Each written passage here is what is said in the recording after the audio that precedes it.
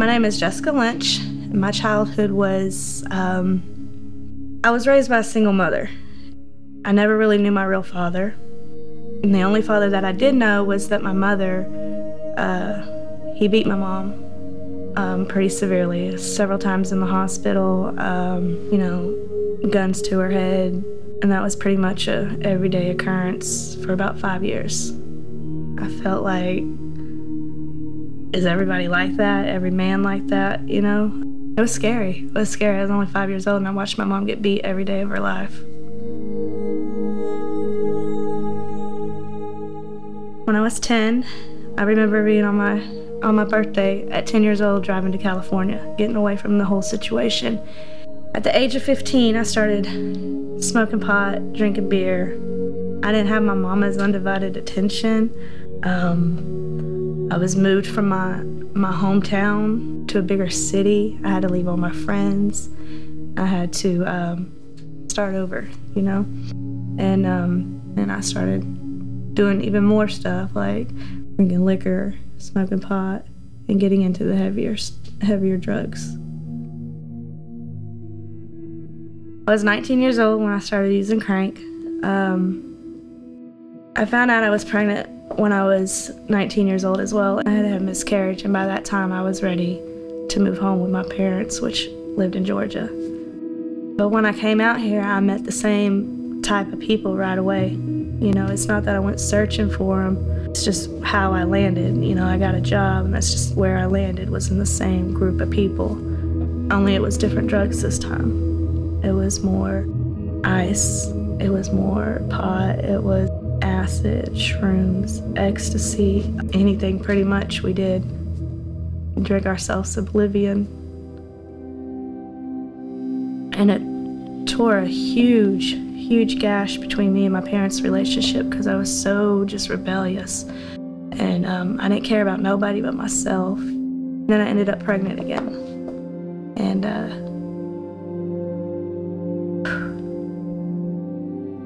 I wasn't ready to settle down. You know, I loved her, but I wasn't ready to settle down. I didn't have that motherly attachment that I should have. I lived with my parents. I had a babysitter. I went out and I smoked pot and I did ecstasy and I did everything a mother shouldn't do. I was still doing. And I didn't have the confidence that I could do it, you know? August of 2002, I had gave birth to a son. His name is Ian. He's gorgeous. But I still didn't have Hannah in my custody. I wasn't raising her, so I knew I couldn't raise another kid. And so I made the decision to give him up for adoption to a family member. And when I came home the day of leaving the hospital, and I didn't know how to deal with my emotions for this. I mean, I just gave birth and I don't have a kid, you know? So I knew some people that had been doing methamphetamines, and I had asked for some. And that's how I began my horrible roller coaster on methamphetamines. I didn't care about nothing.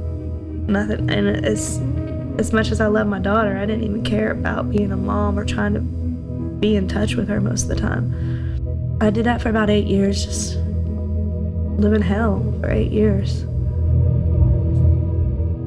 In 2006, I had another kid.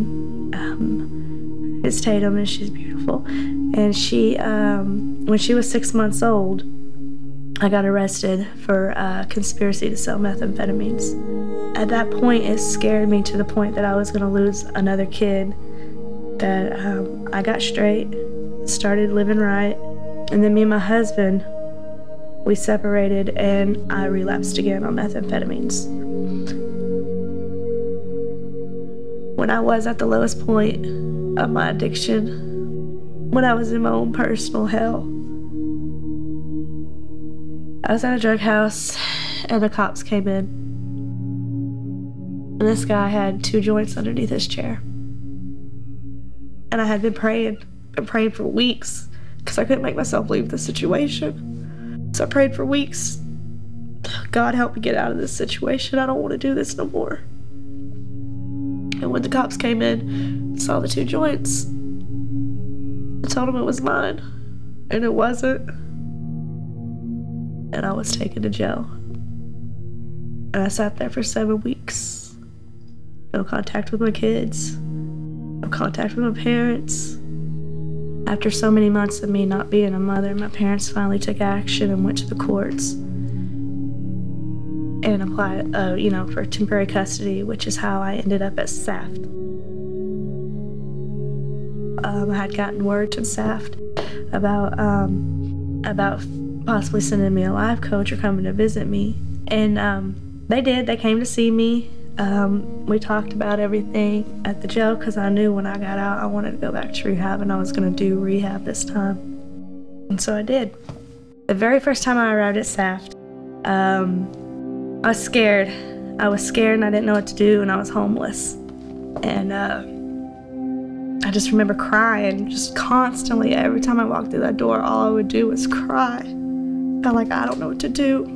The staff would always tell me, you just gotta have faith. You just gotta have faith. I'm like, I don't know what this faith is that you keep talking about. Like, where do I find it? Where can I get it? Give me some, you know? Ended up going into Mothers Making a Change. Rehab wasn't easy, but I had my life coach, had staff. Anytime I needed anything, like just to talk or vent or frustrations, they were always there. I now understand what the staff was talking about when they said find your faith, because you gotta have faith in God. You gotta trust everything with God, and I now know that. It took me a long time to find that, but I now know that. If it wasn't for SAFT having the faith in me that they had, if it wasn't for SAFT giving me encouragement all the time, I'd probably still be on the streets, if not dead. And I didn't have any support, like emotional support or anybody telling me, you can do this, you can do this. The SAFT did. The day before I went to SAFT, and now is a huge difference, because I was homeless the day before. I was scared. I was doing drugs. I was about to lose my kid. Today, I work a full-time job. I pay my own bills. I have my own house. I'm only a few months away from getting my kid back. My parents and I get along great now. It's just a huge difference. A huge difference. If I would have met SAFT when I was 19 years old, my life would have been different, because I believe I had been the one to raise all my kids. I believe that I would have been able to have the confidence in myself, the faith in myself, to do it by myself. If there's somebody that's going through what I've been through, I highly suggest and encourage them find some place like SAFT, because really I wouldn't have gotten sober. I wouldn't have gotten sober without them. And it'll turn your world around. More than you think, more than you will even have the ability to comprehend. It will turn your world around.